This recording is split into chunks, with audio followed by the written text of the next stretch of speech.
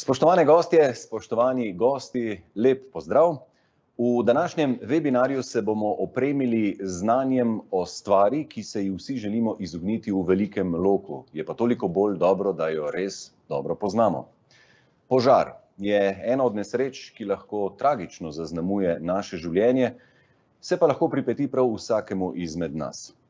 Leta 2019 smo na primer v Sloveniji zabeležili kar 1161 požarov v stanovanjskih objektih. Število pa iz leta v leto celo raste. Včasih je dovolj trenutek nepazljivosti v kuhinji, lahko smo žrtve neprevidnosti ljudi okoli nas, zagodejo nam je lahko seveda dotrajane napeljave in elektronske naprave. V poletnih mesecih pa je pogost sprožilec ognja tudi udar strele. Nevarnosti in tveganja so torej realna in so vsak dan okoli nas. Začetni požar lahko obvladamo tudi sami, če smo dovolj zbrani in če imamo znanje, kako se s požarom soočiti. Pomembno je, da smo seznanjeni s ključnimi koraki ukrepanja. In že z majhnim finančnim vložkom lahko preprečimo veliko večjo škodo, saj na trgu obstaja ogromno raznih pripomočkov, ki lahko pomagajo, da ob začetnem požaru ukrepamo hitro in pravilno. Danes bomo govorili o tem, kaj lahko sami naredimo, da čim več takih situacij preprečimo ali pa da vsaj omilimo njihove posledice. Spoznali pa bomo tudi zgodbo, zelo osebno, zanimivo zgodbo gospe Marcele Podboj, ki je pri 14 letih doživela požar v kuhinji. V njeni situaciji bi se lahko znašel vsak izmed nas, zagorelo namreč medtem, ko je bila zatopljena v telefonski pogovor. Sicer pa imam danes 3 zanimive in strokovne goste vsakega svojega področja in jih prav lepo pozdravljam. Z nami gasilec Boštjan Žagar, vodja 2. čete gasilske brigade Ljubljana, kjer je zaposlen že 22 let.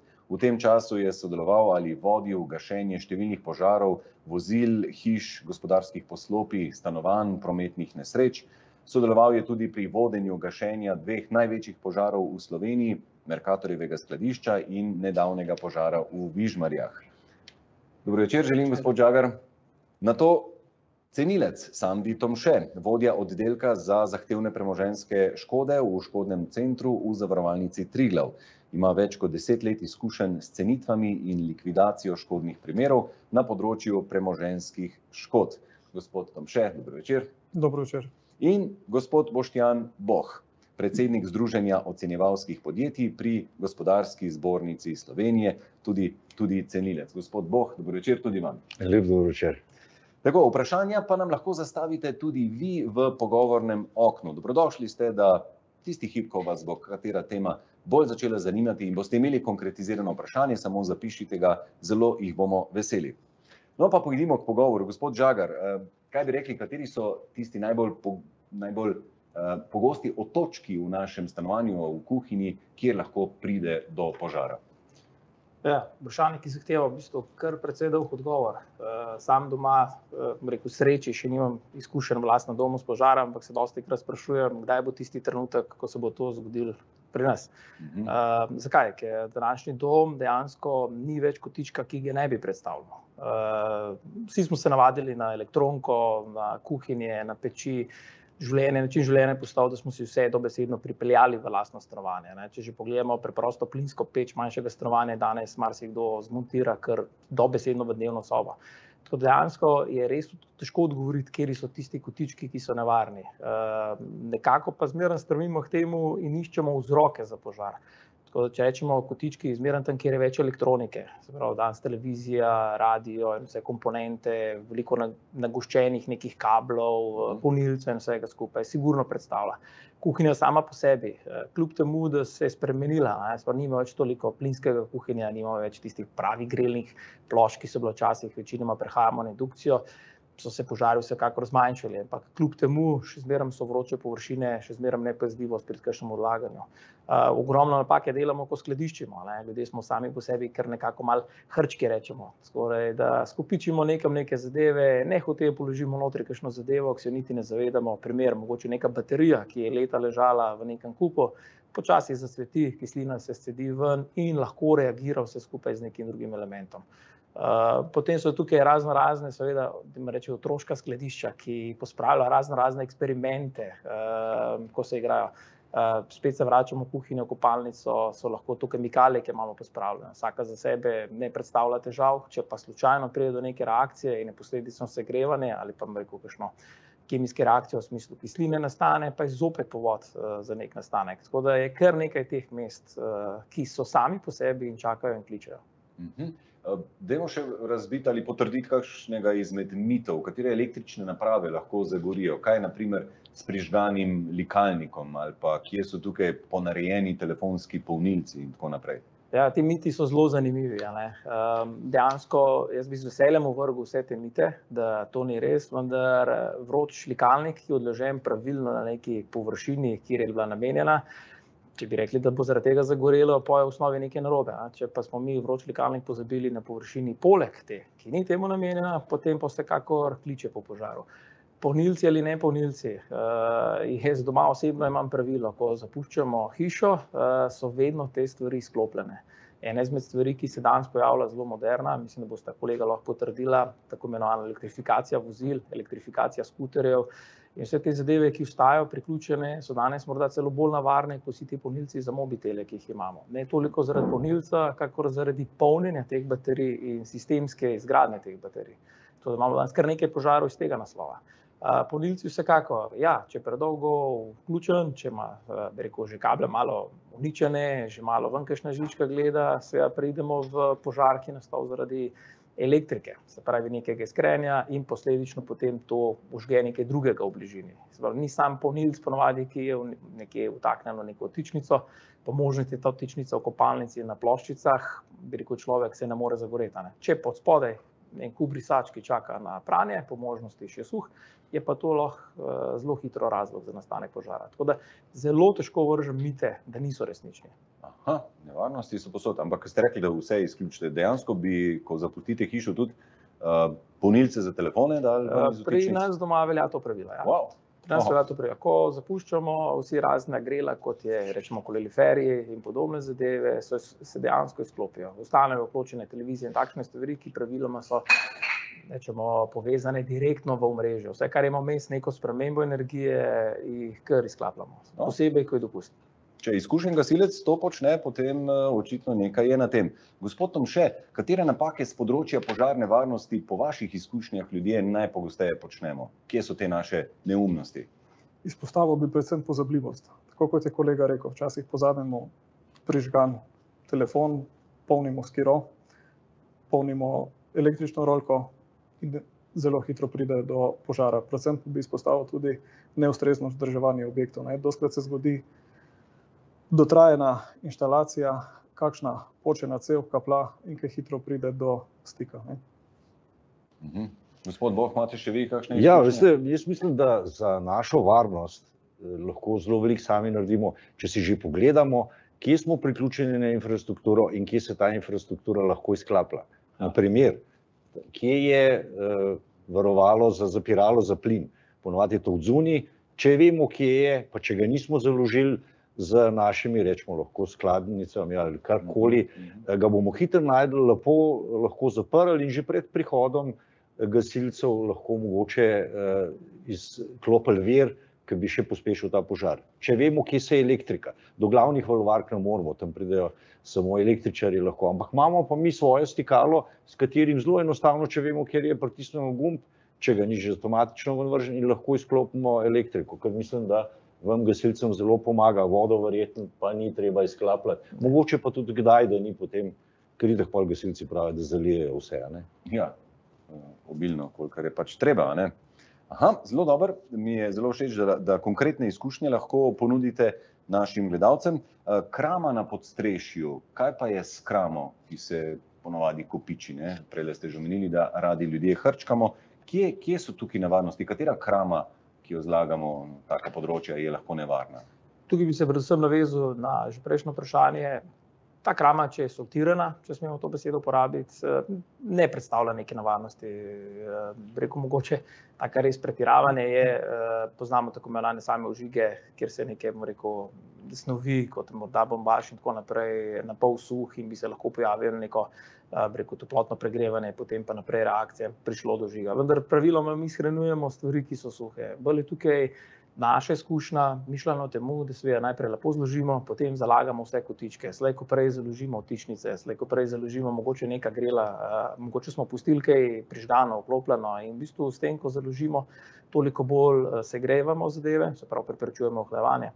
Počasi zalagamo, sploh pod streša radi zalagamo, ker gre nek dimnik skozi, ne? In počasi vratca zalagamo in tako naprej. Tako da sama krama kot taka, če ni neka reakcija pri skladiščenju, kot smo že prej omenili, bi izkušnje lahko rekel, da so bolj v smislu nek drug dejavnik vpliva na to kramo, ki pa seveda potem vir ali pa zadosten vir, kalorični vir za širitev požara po objektu. Gospod Tomše, kako nevarni pa so odprti ognji, kot so kakšni kamini, sveče, cigareti, če kdo kadi v stanovanju? Zelo nevarni. Mnogokrat se srečamo predvsem za požare, ki so nastali ravno zaradi tega, kar ste omenili. V božičnem, novoletnem času so pogostokrat vzrok pozabljeni adventni venčki na mizah, potem sveče, odprti ognji, kot so kakšni kamini in te zadeve. Ljudje dostikrat pozabijo, ko zakurijo kamin, pozabijo odprta vrata. Imamo tudi kamine, ki so odprti v bistvu in ljudje nimajo dostikrat tiste zaščite. In iskra hitro preskoči in požar je 1, 2, 3 tu. No, in kot rečeno, se bomo zdajle posvetili tudi zelo, zelo osebni in tudi posebni izkušnji, čeprav se lahko zgodi marsikomu izmed nas. Kuhinja je seveda prostor, kjer lahko zagori zelo pogosto. In poglejmo, kaj se je pred leti zgodilo gospe Marseli Podboj. Torej, moja izkušnja s požarom sega precej nazaj, ko sem bila stara 12-13 let, ko sem bila v rosnih najstniških letih. Vedno, kot so bili starši odsotni od doma, smo si morali sami doma pripraviti kosilo. Ta dan sem vzela ponev in v ponev natočila olje, ga položila na štedilnik, plinski štedilnik. In v tistem trenutku je v dnevni sobi zazvonil telefon, stekla sem v dnevno sobo in seveda začela klepetati. Po nekaj časa sem začutila vonj, vonj po zažganem in mimo mene je že se začel valiti dim. Z grozo sem ugotovila, da najverjetneje nekaj gori, odložim telefon in stečem v kuhinjo. V kuhinji je bil požar že kar precej aktiven, kuhinja je bila tudi polna dima, gorela je ponev, olje in pa omarice okoli nad štedilnikom. Pograbila sem vodo, torej pipo, ki je bila podobna tako kot nek tuš, in začela gasiti najprej olje. In v tistem trenutku je nastal v bistvu toplotni udar. Olje je povzročilo to visoko temperaturo, ki mi je vžgala obrvi, lase in pa obraz. V nadaljevanju sem potem v tej paniki gasila z vodo vse okoli sebe, se pravi vse omarice, kajti prva misel mi je bila, da je treba ogenj pogasiti. Panika je bila kar velika, tako da v tistem trenutku niti nisem razmišljala o tem, da bi še koga poklicala na pomoč. In uspešno sem pogasila ogenj v kuhinji do konca. V bistvu sem se na koncu sesedla, groza, panika, to kot mlad človek niti ne veš, kako bi se pravilno postopal pri gašenju požara. Najverjetneje iz nekih filmov in risank vsi ugotavljamo, da najbolj efektivna je voda, vendar to ni res. Ogenj bi morala pogasiti z krpo ali z pokrovko, se pravi, prva misel bi mi morala biti, da ogenj zadušim, ne pa da ga polivam z vodo. Ampak seveda to takrat nisem vedela. Sedaj, ko imamo doma manjšega otroka, mu večkrat pojasnimo, da v kolikor bo ogenj, glede na to, da imamo tudi kamin, da se je treba stvari lotiti na drug način, da je najbolj efektivno, če bi imeli gasilni aparat. Oziroma, da gasi z gasilnim aparatom. Starši v tistem trenutku seveda hiše niso imeli zavarovane, to je bilo kar nekaj let nazaj. Po požaru smo vsi skupaj ugotovili, da je smiselno, da objekt zavarujemo, kot tudi elemente v samem objektu, kajti le na ta način bi v primeru, da bi se nam zgodila še kakšna nezgoda, dobili vsaj nekaj povrnjeno nazaj. Se pravi, da ne bi bili ti stroški preveliki. To se sedaj tudi držimo pri tem polobnovi hiše, zopet imamo hišo zavarovano in pač seveda vsi samo upamo, da se nam kakšna nezgoda ne zgodi tudi v prihodnosti. Torej, lahko smo videli ta primer gospe Marcele Podboj. Gospod Žagar, kakšen je vaš komentar na vse skupaj? Torej, tukaj je zagorelo olje v ponvi, je bilo pravilno ravnanje v tem primeru? Kakšno bi bilo najbolj pravilno ravnanje, če se nam kaj takega zgodi? To je tipičen primer sreče v nesreči. Sprav, če razdelimo na dva dela, prvi del je bil vsekakor napačna reakcija, vendar mi temu rečemo popolnoma človeška. Če tega ne poznaš, je to normalno. Ljudje večinoma nagonsko zavarujemo svojo imovino, saj smo vsi zakreditirani, tako da to je še kje drugje, ne so tukaj. Drugi del je bil pa dober, ker gospa se je opogumila in je celo rešila situacijo. K sreči. Zdaj, pravilna reakcija vsekakor v takem primeru nujno ostati miren. Ni vsak ogenj takoj požar. Se pravi, ogenj najprej gori, nekam se mora razširiti.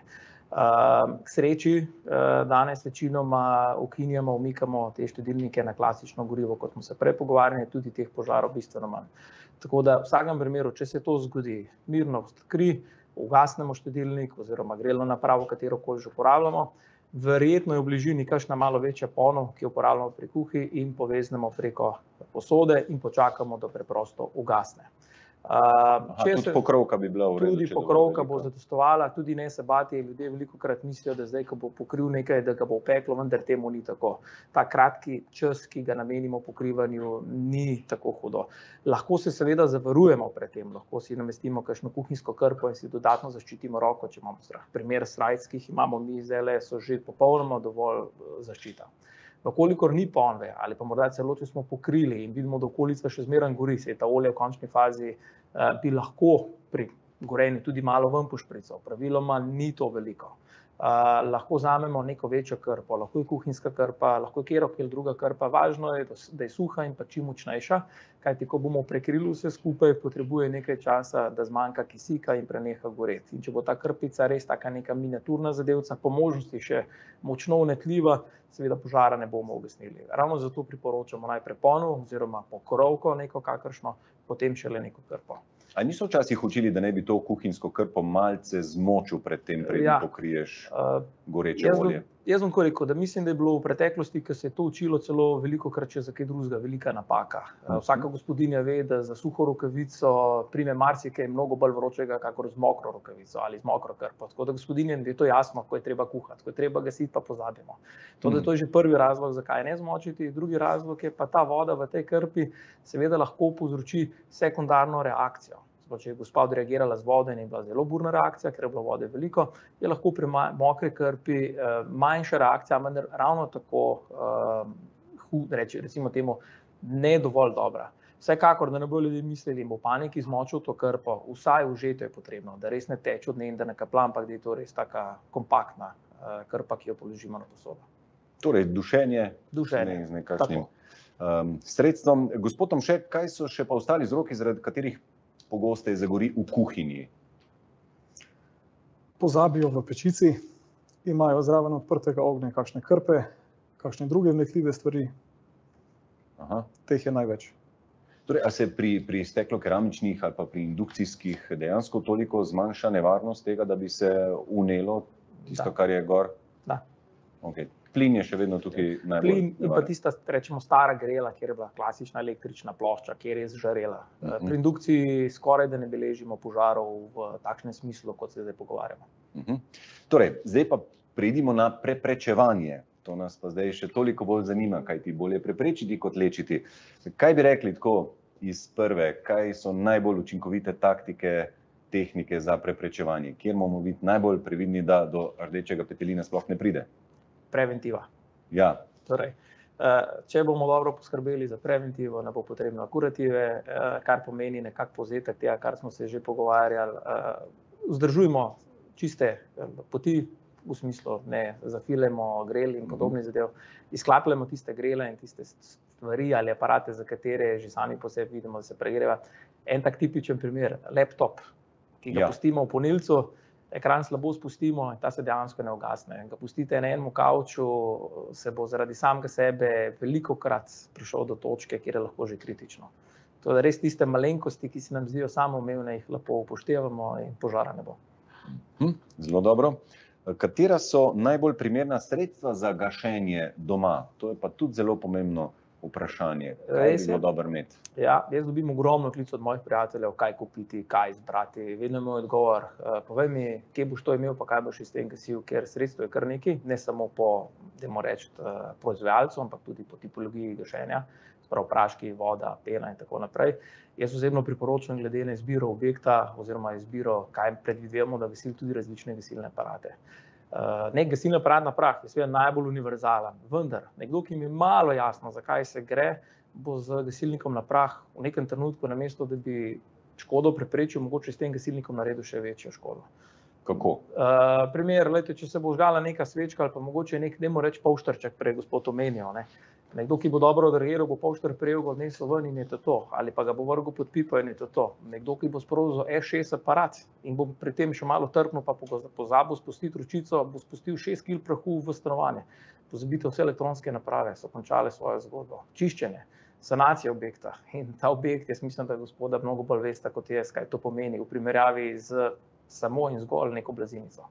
Torej je res potrebno prilagoditi gasilne tehnike, CO2 aparat za določene zadeve, voda spet, kljub temu, da se bojimo elektrike, vendar ni tak bav, že prej gospod omenil. V končni fazi pa tudi prah, vsekakor, vendar moje mnenje mora biti ustrezno nameščen in ustrezno porabljen. Imate še kakšen komentar na tale sredstva? Moje mnenje je, kot laik, ko se ne požar, ampak da je dobro te stvari kdaj probati. Jaz rečemo, imam v avtu gasilni aparat. Zdaj, vsako leto ga moram dati pregledati, da je te stvari, pa mogoče, ki že malo star 5 let, pa da novega kupam, pa onega starega pa lahko probam. Bom videl, pa mogoče pripravljen, pa to ne bi bila slaba stvar. Se res, če bi gasili požar v avtu, tudi lahko računamo, če bi bil ta gasilni aparat na prah, da bomo s tem motor uničili? Ne, tukaj pa popolnoma druga zgodba. Pri vozilih je pa gasilni aparat na prah dejansko najboljša izbira. Že zaradi svojih lastnosti, recimo temu hrambe, glede na temperaturne spremembe v okolju, in se skupaj tukaj pa vrhunska izbira. Kako mora biti stanovanje oziroma hiša opremljena za to, da bo v primeru intervencije gasilcem najbolj enostavno priti in ukrepati? Če smem biti iskren, mi smo najbolj veseli, če pospravljamo. Prvi zaradi tega, ker lažje prideš notri, ni sekundarne škode, ni potrebno odmikati, ker ko se mudi, ne odmikaš tako, da nekam zlagaš, ampak enostavno preprosto samo odmikaš. Gospod je prej že omenil električne napeljave. Zelo smo veseli, če ljudje vejo, kje imajo te naprave. Niti ne zahtevamo, da bi to izklapljali, bomo že mi, pa zelo dobro, da vejo. Tudi elektrika včasih bila res, temu predstavlja nevarnost. Danes ni to nek bav. Medtem ko se več ali manj vse plinificira, peči in podobno, pa je to postal zdaj kar poudarek, kar se tega tiče. Jaz bi tukaj predvsem opozoril, da je treba imeti tudi proste poti, da gasilci sploh pridejo do hiše. Ker če so zaparkirane, pri nas imamo zelo ozke poti dostopne, če to ni urejeno ali pa če so kakšne ovire postavljene, ker tudi ovire, saj veste, da radi postavljamo, to je lahko zelo velika ovira, da gasilci ne bojo prišli. Zanimivo, neka velika zabava doma, parkirišče na polno zaparkirano in takrat nihče ne bi pomislil, kaj pa če bi bilo treba. Pa še pri sosedu, No, ja, tako. Še dalj, Mi bomo prišli tako ali pa drugače. Vsaka ovira na poti pomeni toliko dalj časa do rešitve. Pri nas rečemo, vsaka minuta resnično pomeni. Tako da tukaj se popolnoma strinjam s komentarjem. Gremo še na prijavo požara in sicer kdaj se da to nekako razločiti, kdaj je tista točka, ko rečeš sigurno potrebujem gasilce, kličem 112, ali pač lahko ukrepam sam? Jaz bi se tukaj navedel na gospoda. Če smo malo podučeni, potem mi lahko naredimo ogromno. Majhen ogenj, majhen kozarec, velik ogenj, velik lavor, ogromen ogenj gasilec. Tako da statistika, 1000 in nekaj požarov, pomeni, da vsak dan imamo 3 požare. Da si zmislimo, kolikokrat smo že mi imeli nek doma, dajmo reči temu požar, ki smo ga pogasili, pa nismo nikogar obvestili. To, da ljudje resnično velikokrat sami naredijo. Moje osebno mnenje, pa nekako mislim, da se bodo vsaj kolegi, ki se s tem dnevno ukvarjajo, strinjali, ko se ne počutimo več varne, takrat definitivno ne poskušamo nekaj ukrepati. To je prvo merilo. Lahko po prvi fazi z minimalnim ukrepom, tudi morda z neke razdalje, že toliko zmanjšamo razvoj požara, da do prihoda gasilcev enostavno počakate. To vsekakor se ne ustrašiti, ne pa preko sebe.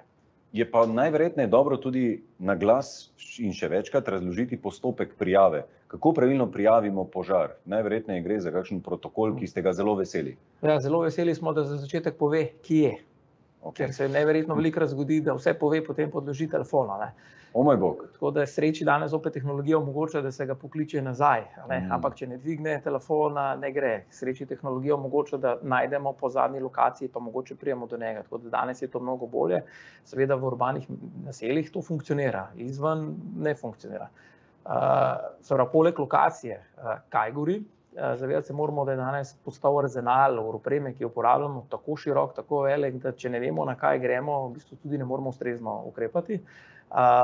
Seveda, kontakt, ki ga lahko dobimo, kdo je, poleg lokacije in kaj sploh gori, in pa seveda potem, ker ste že prej omenili, mi imamo lahko stanovanjske objekte, večstanovanjske objekte, bloke, takšne in drugačne ulice, kako mi do tega objekta lahko sploh pridemo. Če je samoumevno, potem ni potrebno. Če pa že on ve, da težko prijatelji najdejo k njemu najdeti, potem pa tudi mi ne bomo tako hitro našli. Tako da je zelo dobro, če ima možnost, da nekoga zunaj, da nas pričaka. Gremo še na samo prijavo škode. Gospod Tomše, kolikšne in kakšne so najpogostejše škode v primeru požarov? S čim se srečujete? Največ se srečujemo, kot sem že povedal, z kuhinjskimi požari, potem pa z požari zaradi neočiščenih dimnikov, se pravi, ko pride do vnetja saj, potem požari zaradi napak na elektroinštalaciji, pogosti pa so tudi požari zaradi udarov strel. In obseg tovrstnih škod? Odvisno. Kuhinjski so od nekaj 100 evrov do nekaj 1000 evrov. Če pa udari strela, pa se požar razvija, ali pa če pride do dimniškega požara, pa tudi več 100 000 evrov. Odvisno spet od samega obsega požara, pa o tem, kako hitro so osebe pristopile k reševanju oziroma detekciji vzroka. In potem lahko preidemo že na saniranje take škode in na odškodnine. Torej, s čim se srečate potem pri saniranju škode po požaru? Kakšne so najpogostejše težave ljudi tukaj? Najpogostejša težava je predvsem čiščenje. Vemo, da od tega dima, od teh saj je vse skupaj zamaščeno, masno. Posebej problem je potem pri premičninah, se pravi pri elektroniki, pri oblačilih in tako naprej. Se pravi, najprej rešimo očiščenje, da lahko potem detektiramo sploh, kaj je poškodba. Se pravi, ali gre za nek les ali beton, parket in tako naprej, ali pa neke PVC talne obloge, tako da se dejansko vidi sam obseg te škode. V nadaljevanju pa predvsem pri betonskih konstrukcijah, da lahko vidimo, ali je prišlo do deformacij plošč, povesov in tako naprej. Sprva, kot sem rekel, čiščenje, potem pa naprej se ukvarjamo z samo škodo, ki jo je temperatura pa izpostavljenost ognju, pa predvsem časovnica, kako dolgo je bila objekt oziroma oprema izpostavljena ognju. Zdaj, gotovo je pomemben tudi sam postopek prijavljanja in uveljavljanja škode pri požaru. Kakšen je ta pravilen postopek? Pravilen postopek je, da takoj, ko škoda nastane, škodo prijavimo po enem izmed kanalov, ki jih ima zavarovalnica, zavarujemo dokaze in potem peljemo zgodbo naprej po navodilih zavarovalnice. Vprašanje najverjetneje za gospoda Žagarja, kako forenziki ugotavljajo potem vzrok požara? To je bolj vprašanje za njih. Za forenzike, ja. Ampak bi rekel, da ste toliko zraven, da... Ja, sodelujemo, tako da neke postopke definitivno poznamo. Vsekakor, kot je gospod omenil, je prvo zavarovanje kraja in pa sploh tistega predela, kjer se sumi, da bi lahko prišlo do izvora. Počasno če lahko uporabim besedo, odkopavanje oziroma prečiščevanje in potem, metodami, ki jih imajo oni, poskušajo ugotoviti, kje tiči razlog.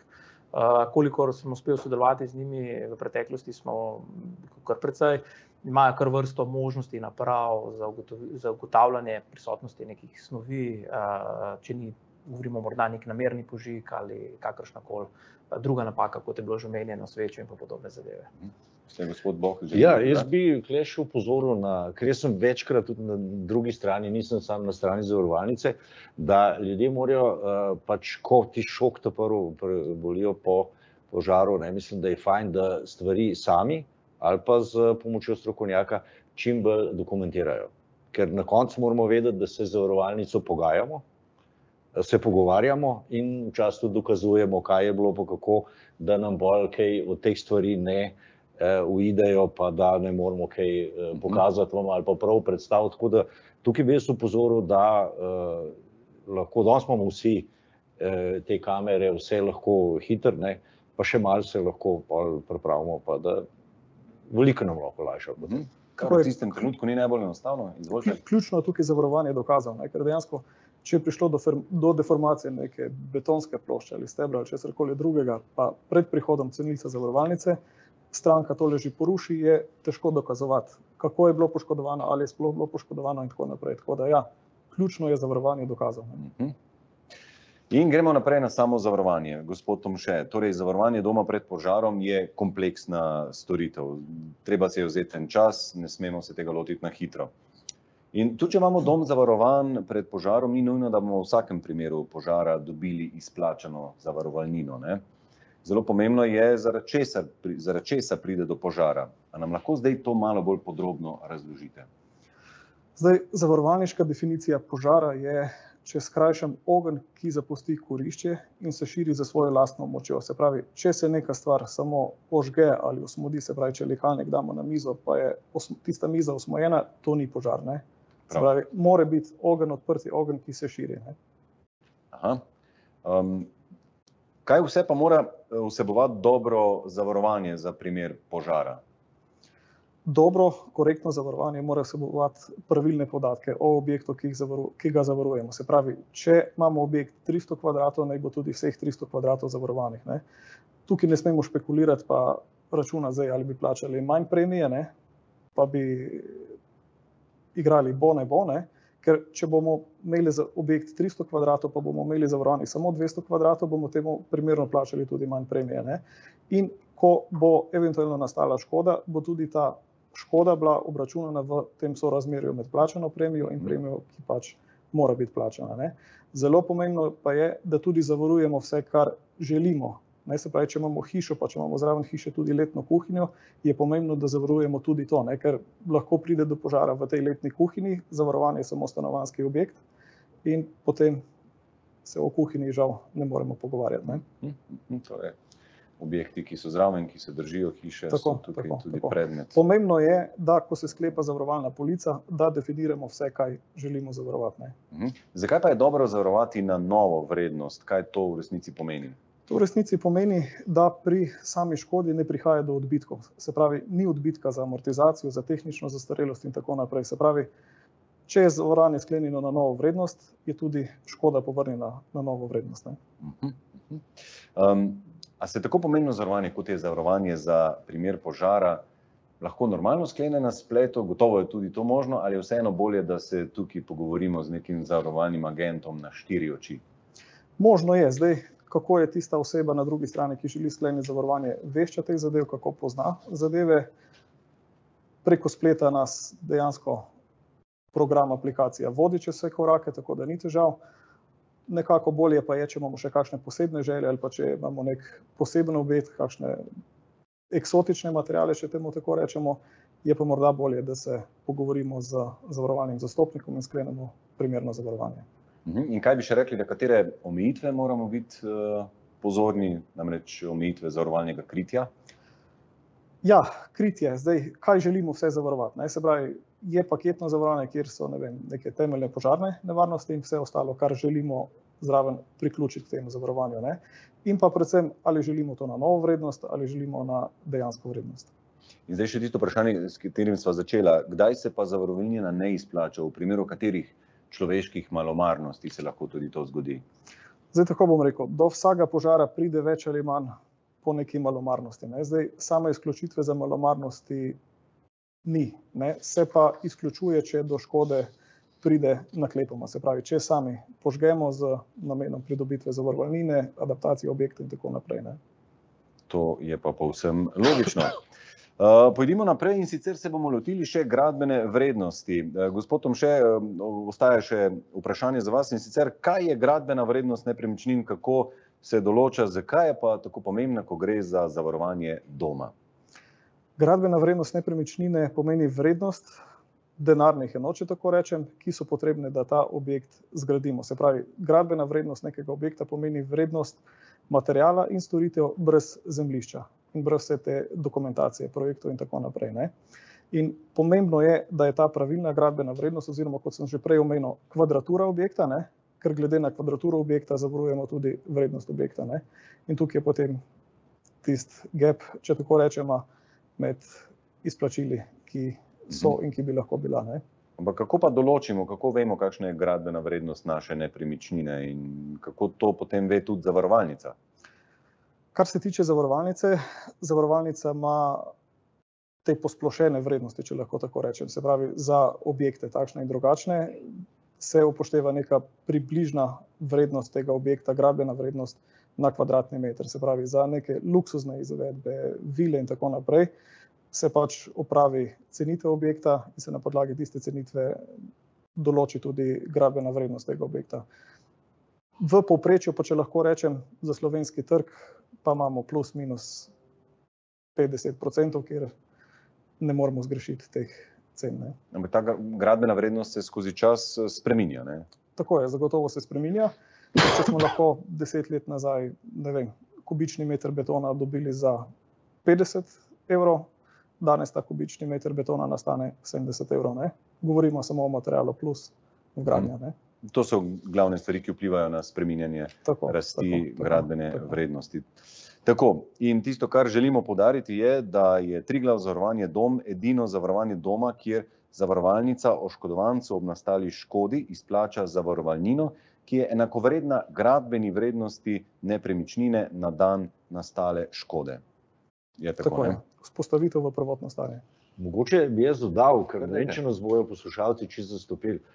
Če mi pogledamo, koliko me stane nova hiša, da mi jo postavljajo, rečemo, montažna hiša, vemo, da je cena okrog 150 pa do 250 tisoč na kvadraturo. In če si predstavljamo to, vemo, če se mi slučajno nekaj zgodi, rabim tako hišo, zavarovati moram za tako kvadraturo za 250 tisoč in vem, da jo bom takrat dobil, tudi če se bojo šle cene teh montažnih hiš takrat gor, bom pač dobil tako novo hišo. Tako je mogoče najbolj plastično za poslušalce, da vejo, kaj je. Saj tudi ni treba, da postavi tako veliko hišo, kot je imel. Mogoče tako, ki bi bila primerna, potem pa si jo predstavlja, kaj bi dobil na trgu. Ker danes imamo že lepe primerjave, kaj dobimo na trgu, že gotovega. Ker takrat rabimo hiter, takrat ne bomo delali počas nekaj let, ampak je treba stanovanjski problem običajno rešiti v zelo kratkem času.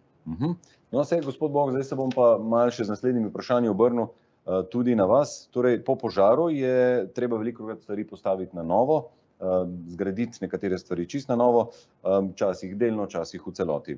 In zdaj na to, ali bo naša zavarovalnina našo škodo pokrila v vrednosti cen gradbenega materiala in storitev na dan, ko je zagorelo, ali v vrednosti materiala iz preteklosti, je odvisno od zavarovanja. In kako rast cen gradbenega materiala oziroma storitev vpliva na zavarovanja in zavarovalnine? Pozoril bi, nam material ne zadošča, da bi hišo postavimo. Mi moramo imeti storitev, da nam jo nekdo postavi in to je za nas bistveno.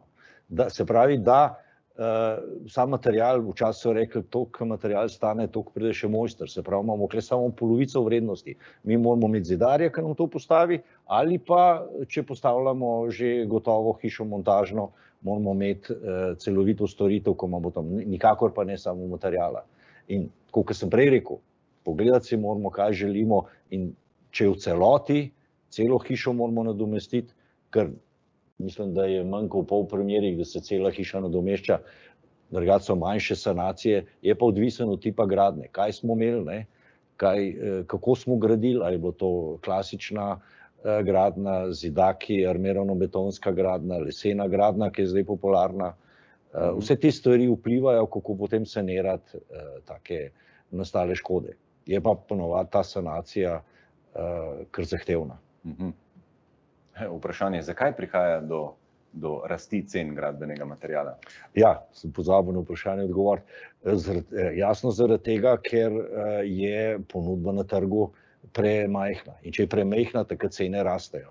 Med korono se nam je zgodilo, da delovne sile je bila takrat omejevana pri delu, ni bilo dovolj reprodukcijskega materiala, če ni reprodukcijskega materiala, se nam ustavila dobavna veriga in ko se nam ustavi dobavna veriga, je material težko najdeti, ko ga je težko najdeti, pa cene rastejo. To bojo pa verjetno bolj ekonomisti vedeli kot... Seveda, povpraševanje in ponudba. Kako ta rast vpliva na stanje v slovenskem gradbenem sektorju? Moramo vedeti, da slovenski gradbeni sektor je en redkih dejavnosti, ki je med korono funkcioniral ves čas. Tam praktično ni bilo zastojev. Tam so bili mehurčki, v katerem se je delal, material se je porabljal in ga je tudi zmanjkovalo, ker na drugi strani pa tovarne pa niso sledile temu in zato je nastalo to, kar je. Se pravi, ima nek vakuum nastal, ker se bo poznalo tudi na dokončevanju stanovanj, jih bo spet premalo in zaradi tega tudi cene, kljub vsem napovedim, ki bi že zdavnaj mogli biti v naslednji nepremičninski krizi, pa nas pa še kar rastejo, ker nimamo dovolj velike ponudbe. Kaj pa vrednost že zgrajenih nepremičnin, kako to stanje vpliva na tiste, ki pa so že postavljene? Če ne moreš kupiti novo, boš pač kupil rabljeno. Sej včasih so rabljene tudi boljše. Sej vemo, da tam so že sprobane, veš, kakšna soseska je, kako se je, tako da ni nič slabega tudi če tam, ampak če nimaš možnosti nove, novogradenje pri nas, ker ni samo problem v materialu zdaj. Pri nas je tudi problem, ker so pridobivanje dovoljenj za posege v prostor so blazno zahtevni. Traja leto, dve, več. Nekateri obupajo, pa kar naredijo. Zato imamo pri nas tudi mogoče veliko prizidkov, kar na črno pa to. In vse to pomeni, da je premajhna ponudba na trgu. Seveda. Zdaj pa, če greva spet na vrednost in sicer, kaj tvegamo, če ne poznamo dovolj dobro vrednosti?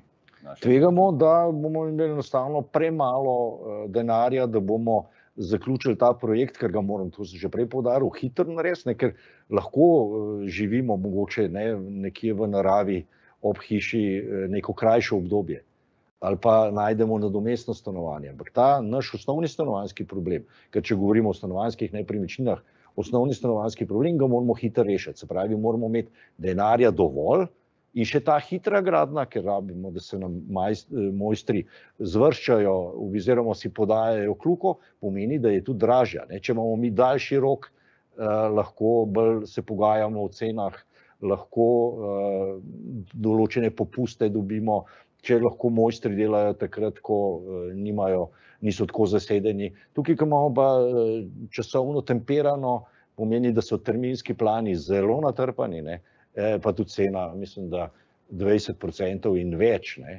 vpliva na samo izvedbo. Ok, gospodje, če želi še kdorkoli kaj dodati na to, ampak kot zgleda ne, zato se lahko zdaj posvetimo tudi vprašanjem iz publike. In sicer, za gospoda Žagarja, za gasilca, vprašanje, ali obstajajo kakšni tečaji rokovanja z gasilnimi aparati in če lahko priporočite kakšen nakup. Ni treba blagovne znamke ali pa trgovine navesti, pa kje so trenutno v akciji. Bom začel kar z ozadij. Vsekakor nakup priporočamo, že gasilnik v avtu, gasilnik doma, še enkrat v stanovanju je največkrat dovolj eden, hiša dva, če ima mogoče še, kot je gospod omenil, neko lopo ali pa mogoče celo gospodarsko poslopje, celo 2 ali pa 3. Vsekakor na svet. V Sloveniji je izredno veliko prostovoljnih gasilskih društev, ki jaz bi nekako malo šali, velike pa tudi resnice rečemo vsako slovensko vas, gasilni dom, cerkev in pa gostilna, kar pomeni, da se lahko občani obrnejo tudi po nek praktični nasvet, kaj sploh kupiti. Tako kot sem prej omenil, zelo dobro, da se prilagodimo, kaj sploh potrebujemo.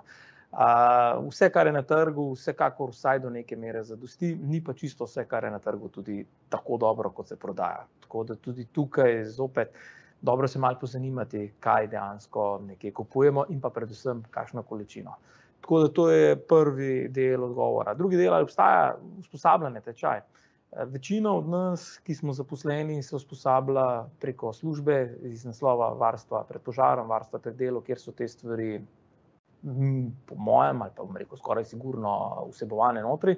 Je pa res, da se v poplavi teh hitrih izobraževanj, da smo naredili, velika večina niti ne poizkusi praktično to, kako ne bi izgledalo, kot je prej gospod omenil. Če bi se držali vsi tega, kar piše, bi mogel vsak vsaj 2-3 leta nekako to fizično probati iz naslova dokumentov, da je sploh lahko zaposlen.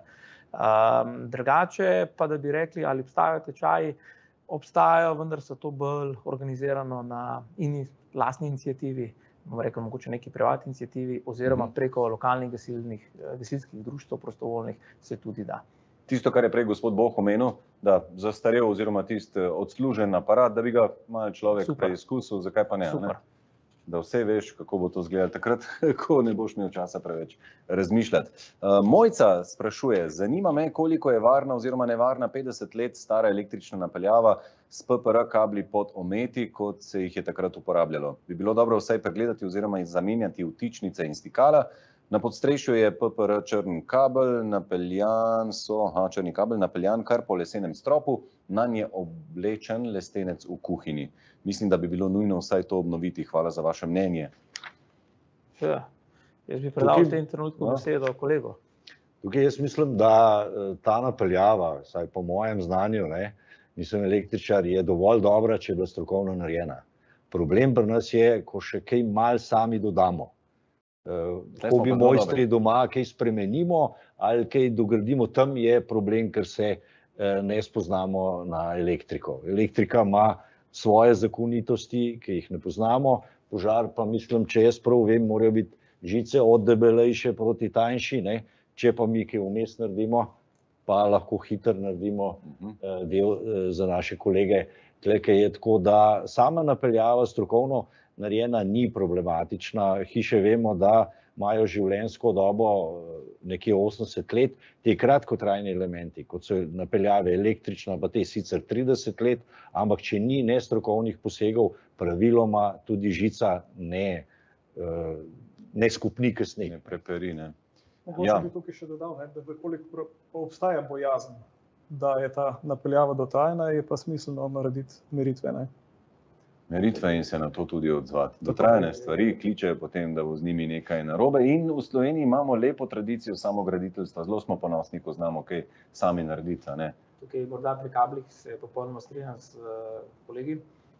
Meritve vsekakor tudi mi priporočamo. Je pa ena stvar, ki jo morda ljudje se ne zavedamo, pa ni to vezano samo na staro napeljavo, je pa res, da je pri starejši več možnosti.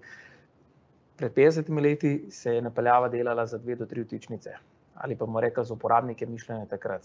Danes niti ne potrebujemo predelave, samo dodamo en razdelilec in, če smem uporabljati izraz, obesimo mnogo močnejše uporabnike. Značilno za izolacijo kablov pa je, da z povečanjem uporabnikov in pa moči se te kabli segrevajo. In z vsakim novim segrevanjem izolacija izgublja svoj pomen. Tako da jaz poleg tega, da smo mojstri, bi tudi rekel, treba meritve že zato narediti, ker smo jo nehote preobremenili in s tem izolacijo zmanjšali. In zdaj pa pride do tiste težave, da stara inštalacija je lahko problem.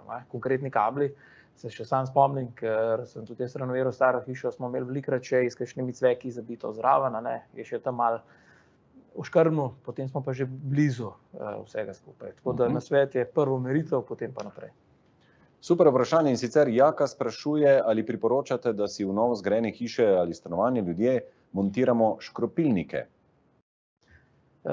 Pod besedo škropilnik danes razumemo inštalacijo, katera je suha ali mokra. Imamo, če smem uporabiti zelo tak preprost izraz, neko ampulco, ki v nekem požaru poči in začne iztekati voda in seveda posledično gasi. Mislim, da so tako kolega strinjali, da to zadnje čase postaja kar moderno tudi za stanovanjske hiše. Vsekakor je to dobrodošel pripomoček, se pa moramo zavedati, dokler se ta voda ne ustavi, toliko časa ta voda teče. Tako da v nekem trenutku se lahko pojavi problem, da smo imeli manjši požar, ki ne vemo, do kam bi prišel, pa imamo potem večjo težavo z sanacijo vode oziroma poplavo, ki jo je ta naprava ustvarja. Če je vprašanje med poslovnimi objekti in tako naprej, odgovor absolutno da, ne. To celo zakonodaja do neke mere zagotavlja. Za stanovanjske hiše pa dejansko jaz bi rekel tako, naj se posvetuje strokovnjakom, ki boste naredila prvič oceno stroška, oceno posledic in pa mislim, da tudi zavarovalnico posledice, kaj bo potem z tega dobil. Vse res. V praksi največ se uporabljajo te sistemi, vsaj kar sem jih jaz videl, najbolj so primerni za parkirne hiše, kjer imamo avtomobile, se pravi, pa tudi tam je napeljava izredno enostavna, nadometno se naredi. Potem se za poslovne prostore uporablja, pa smiselno je v višjih objektih, stolpnicah, tam je tudi reševanje, gasenje, vse je zelo oteženo, v stanovanjskih hišah pa manj, ker nekaj moramo vedeti, mi vedno tehtamo, kaj vložimo in kaj dobimo. Če nas ta sistem, ki ni pocen, veliko stane, že praktično lahko obnovimo ves tisti del, ki smo ga imeli. Tako da stanovanjske hiše ni, bomo rekli, kako se reče, cost benefit, se pravi, ne pridemo s tem, koliko nastane in kaj dobimo. To je najmanj tukaj, pa vseh ostalih pa, absolutno. Tukaj bi morda, kar se tiče zavarovalnice, izpostavil še to, vsi ti sistemi preprečevanja in tako naprej lahko pri sami sklenitvi zavarovanja prinesejo potem tudi dodatne popuste. Dodatne popuste. Je pa tako, kot je gospod rekel, potrebno najprej izračunati ta strošek, koliko zadeva sploh stane. Če pa bi zdaj škoda potencialno nastala bolj zaradi prezalitja nekega pohištva, talnih oblog in tako, pri sorazmerno majhnem požaru, bi pa verjetno požarno zavarovanje tega ne krilo, Požarno zavarovanje krije posledico požara. Tako, Vse tista posredna škoda, ki nastane, se pravi, žal ni krita. Ja, seveda, niso kriti ne izpadi dohodka, če gledamo za poslovne stavbe, ne tista odgovornost, ki nastane potem sosedom iz tega vzroka, se pravi zalitje in tako naprej. Torej, premisliti, kdaj bi prišli škropilniki v poštev. Gremo naprej z vprašanji iz publike. Barbaro zanima, ali bi moral biti javljalec ogljikovega monoksida v vsakem domu. Priporočila za nakup, kako vemo, da res deluje? Če jaz lahko rečem, mislim, pa ne bom zdaj trdil, da me ne bojo držali za jezik, da so obvezni. Če imaš odprt ogenj, da so te javljalci obvezni, jaz sem pa sam sprobal, kako deluje, ko sem pač enkrat malo preveč pržgal eno stvar, pa je začel piskati. Tako da... Ja, se strinjam, se pravi, ko je odprto kurišče, je obvezen. In to je tudi odgovor. Nek javljalec monoksida, kjer ni možnosti nastanka monoksida, je nepotreben. Kako sprobamo, marsikatero od njih ima neko test tipko, da sploh vemo, kaj bomo slišali. In marsikdo ga tudi testira, tako da nekaj proba. Monoksid konkretno si zelo radi malo pihamo v njega, pa probavamo, pa spuščamo dimne produkte v cigarete in tako naprej. Se pa moramo zavedati, da ravno s takimi, mi rečemo temu, direktnimi, impulzivnimi signali v to napravo jo lahko v samem preverjanju na ta način celo deloma poškodujemo. Se pravi, dejansko s tem, ki smo preverjali, lahko rečemo, ali bo naslednjič res tako odreagiralo, kot bi morali. Tako da tipičen primer je niti ne monoksid, ampak javljalniki požara, ko ljudje z vžigalnikom pod njim kurijo direktno s plamenom, bo delo ali ne bo delo. To je primer, kar se ne sme narediti, ker mu škoduješ.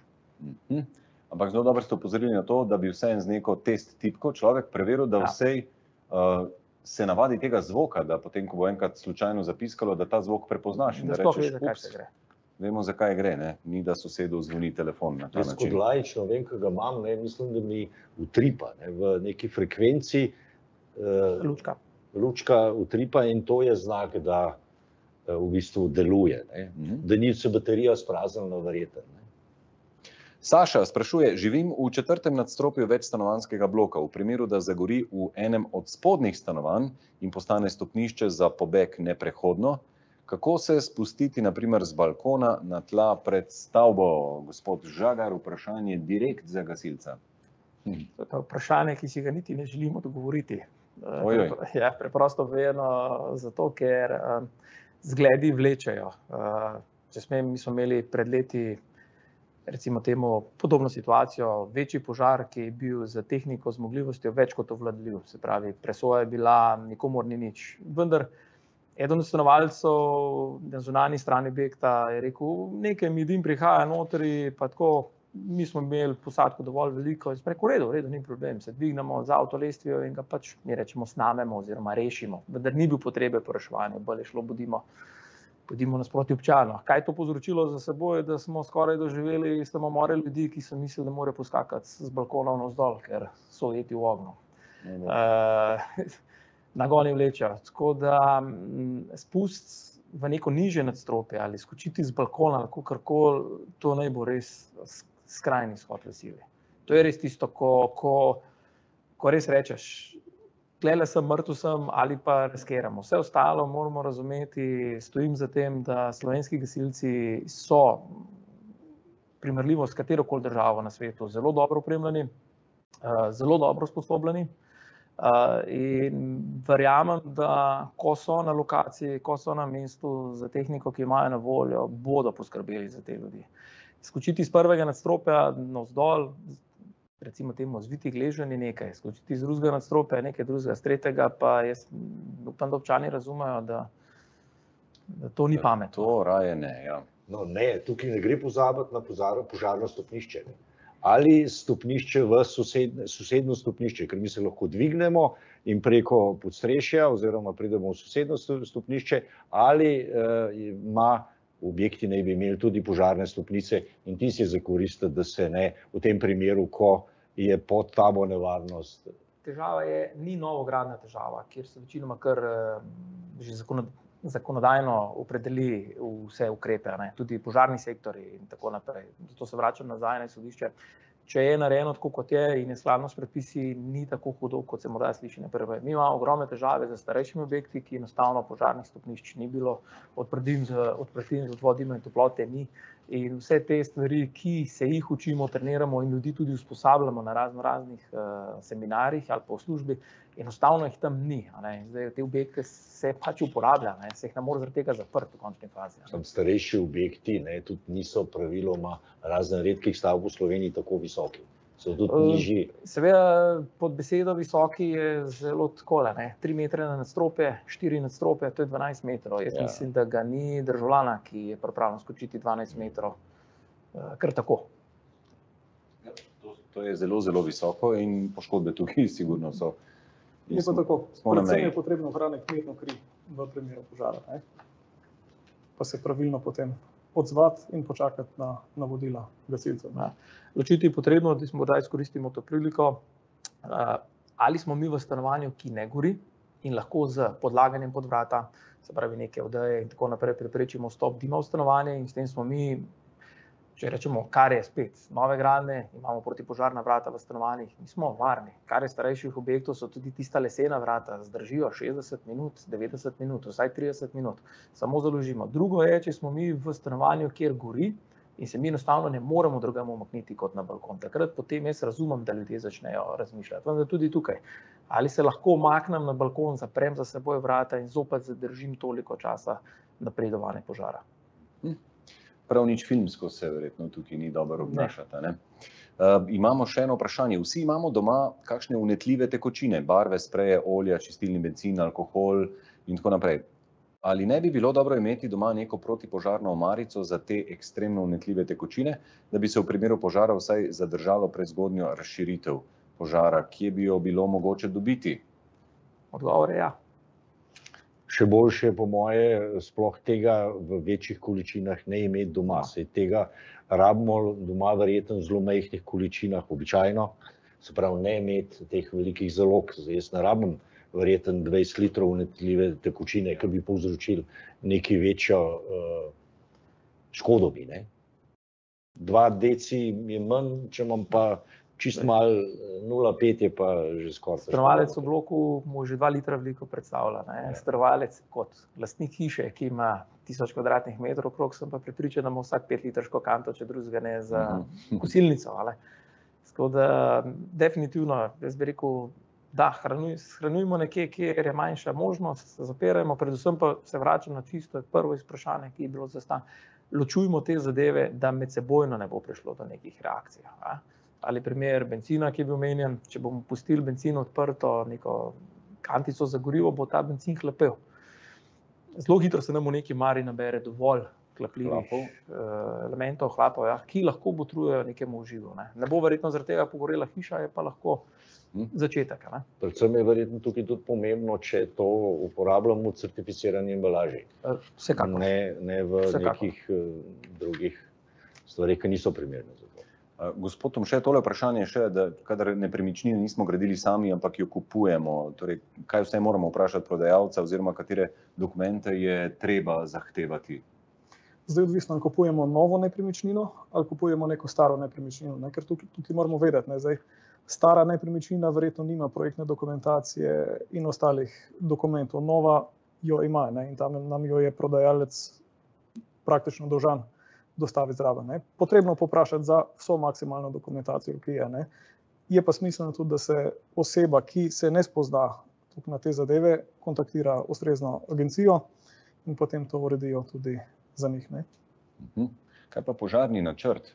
Ali pa, naprimer, vi kot gasilec, ko pridete nekam v neko novo stavbo, v nek hotel, si ogledate tiste požarne načrte, poti, evakuacije in tako? Skladno z zakonodajo so tako ali tako požarne načrte dolžni, se pravi lastniki objektov, srednje ogroženih, višje ogroženih, kot so tudi hoteli, dostaviti lokalno pristojni gasilski enoti. Tako da mi načeloma vse te požarne načrte že v tem trenutku imamo.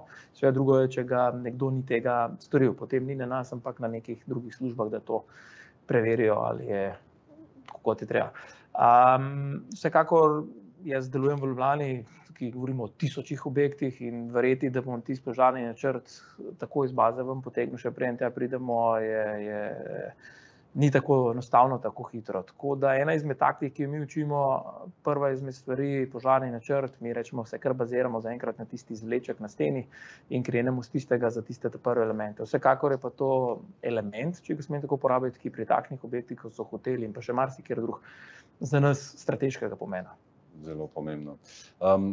Vprašanje za gospoda Tomšeta. Recimo, da mi zagori zaradi potresa, imam zavarovanje za požar, za potres pa ne.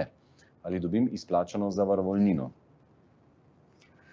Potrebno je ločiti, kaj je tisti vzrok. Ne? Se pravi, posledico, vzrok moramo ugotoviti. Ne? Se pravi, če je vzrok potres, potem govorimo o potresu, ne govorimo več o požaru. Zadeve se med sabo izključujejo. Ne? Izključujejo, dobro. Odlično, imamo še zadnje vprašanje iz publike. Ali lahko zavarujemo hišo, če ta še nima urejenega uporabnega dovoljenja? Zavarujemo lahko. Zdaj zavarovalnica pri samem sklepanju oziroma jemanju objekta v zavarovanje ne preverja, ali sam objekt ima uporabno dovoljenje ali ga nima. Ne? Tako da ja. Vprašanje je torej zelo enostavno, da. Evo ga, smo pri zaključku tele zelo zanimive debate, čeprav govorimo o nevarnih dejstvih, ki spremljajo naše življenje, pa se mi zdi, da ravno ena sproščena debata in iz prve roke izkušnje veliko lahko pripomorejo, da takrat, ko se nam zgodi takale stvar, da znamo bolje odreagirati oziroma smo znanjem tudi bolje opremljeni. Najlepša hvala vsem trem gostom za ta zelo zanimiv pogovor, za vse podane konkretne informacije, za vaše izkušnje. In seveda hvala lepa tudi vam, ki ste spremljali tole prek spleta. Povezava do današnjega dogodka bo na voljo v naslednjih dneh, dobili jo boste na mail, ki ste ga poslali tudi v prijavi. Najlepša hvala vsem gostom tukaj v tem studiu in najlepša hvala tudi vam za tole spremljanje ter srečno!